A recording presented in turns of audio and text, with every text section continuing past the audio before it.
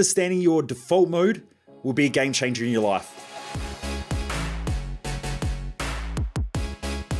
In this episode, I'm going to talk about something called a default mode and why it can be one of the biggest problems in your own life, especially if you're a driven mofo and you want to excel. If you don't know who I am, I'm Michael Mojo.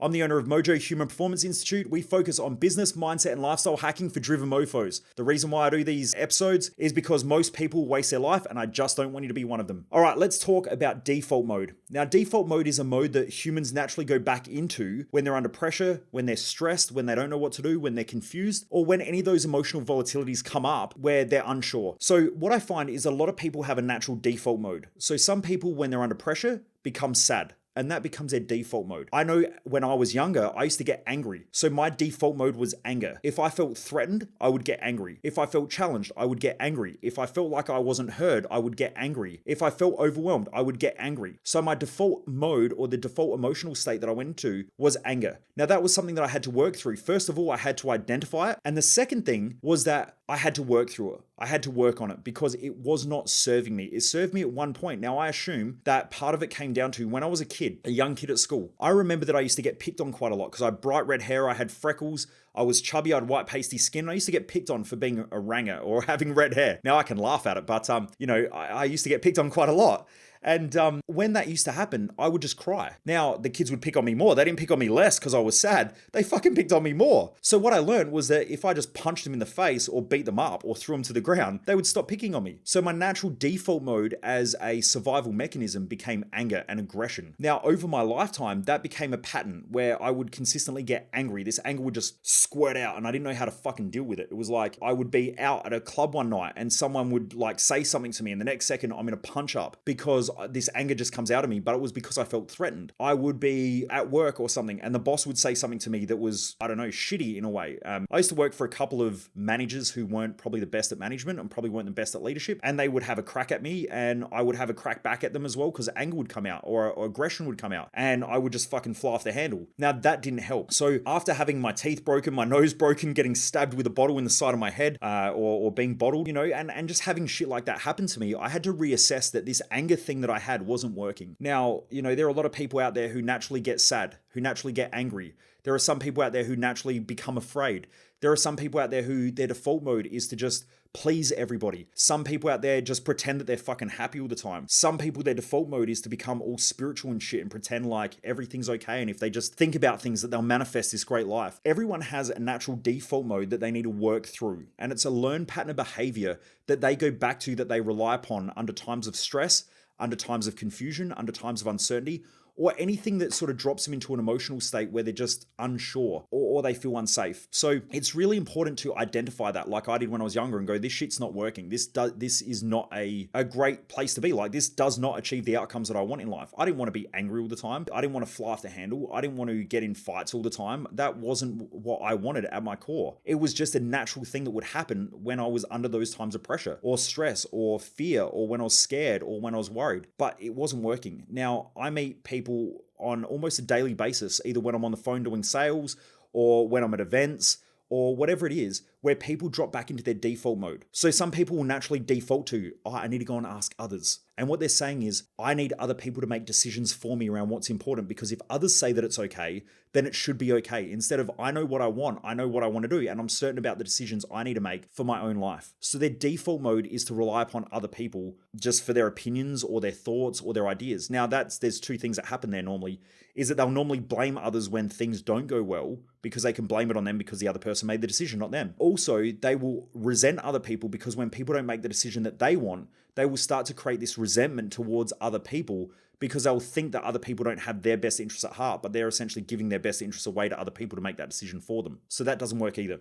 So that's some people's default modes. Another one is that people will say things like their default mode is time. And they'll just say things like, I need time to think about it. Well, most people have been thinking about the same shit for the last 10, 15, 20 years. And so most people will just go back to a place where they just create space. And that space just the pressure relieves. It's like a relief. Like if you're in a sales situation, someone's trying to sell to you to help you, and your natural default is, I need to think about it. The only thing that's happening is that you're probably unsure about something, but you don't know what it is. So you just naturally default to, I need space to think about it. But then at the same time, you've probably been using that strategy for most of your life and haven't been able to think through it yet. So unless you make a different decision, nothing's going to change. And so most people just waste their life by creating more space and time to think through things. But the problem is that they don't do enough shit because they spend too much time thinking about things instead of committing to things and doing things that are different and uncomfortable. So that tends to be another one. A lot of people I see have aggression issues or anger issues. Again, that's a default mode. So again, it's just being aware of this pattern and then working through it. One of the greatest tools that I have learned over many, many years, which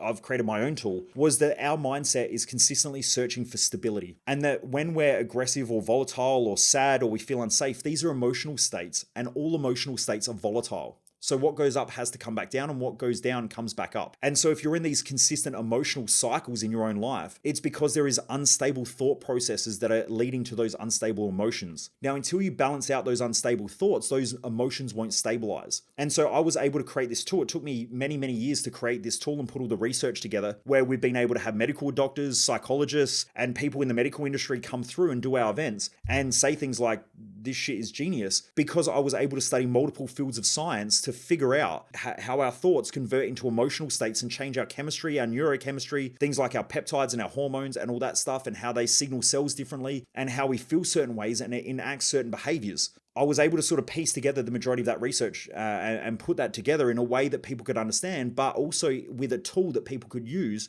to create that mental and emotional stability in their own mind, so that then they have stable emotions. If someone has stable thoughts and stable emotions, they'll normally have stable actions, and those stable actions done consistently over time will create greater results. And that's the important thing. Something that I talk a lot about is it's the small, seemingly insignificant things done on a regular basis that achieve the greatest results. Having a perfect gym program for 12 weeks will not help you live a great life.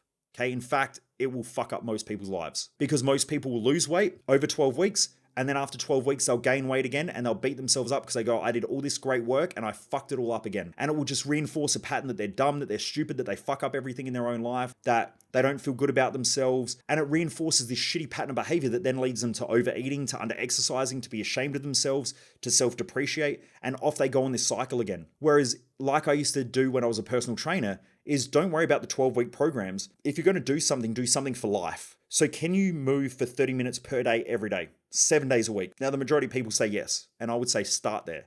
Just move 30 minutes a day, every day. I don't give a shit whether you walk, run, jog, go to the gym, lift weights. Just move for 30 minutes every day, until that becomes such a habit that then you can start fine tuning and you go, well, how can we do this better now? And then you can start to implement things in your life that will then lead you to greater results over time. But what most people want is they want rapid results, which normally leads to rapid fucking everything up. Okay, so it's the small, seemingly insignificant things that are done on a regular basis that achieve the greatest results. So you want to look for those small things and keep implementing them until change is created.